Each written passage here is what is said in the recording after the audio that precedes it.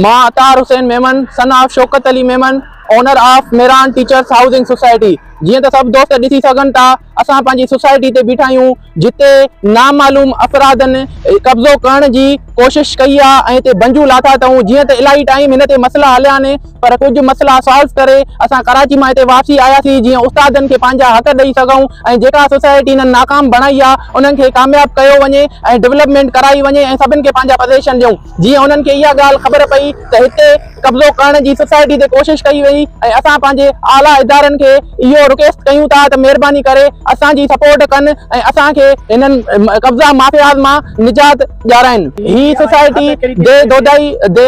दोदाइया Navandero road Mehran teachers cooperative housing society जेका मुंहिंजे वालिद साहब 1996 में शुरू कई, यको उहे मामलात हलिया, आख़िरकार कब्ज़ा ग्रुपनि जी वजह सां मुंहिंजे वालिद साहब जी डेथ थी वई ऐं मुंहिंजे वालिद साहब सभिनि खे पंहिंजा प्लॉट्स लिखी ॾिना ऐं उते जेके टीचर्स वेठा उन्हनि जूं चोरियूं बि कयूं, उन्हनि जा नलका बि पटियूं ऐं उन्हनि जूं दीवारियूं बि ड्रायूं, उन्हनि खे भॼाइण जी कोशिश कई। तालबो कयूं था पंहिंजे आला इदारनि खां, गवर्नमेंट ऑफ पाकिस्तान खां, त महिरबानी करे असांखे तहफ़ुज़ फराहम कयो वञे ऐं असांखे प्रोटेक्शन ॾिनी वञे ऐं हिननि नामालूम अफ़राद जंहिं हिननि बंजू लाराई आहे, जंहिं कब्ज़ा ग्रुपनि खां असांखे निजात ॾियाराइण जी कोशिश कई वञे।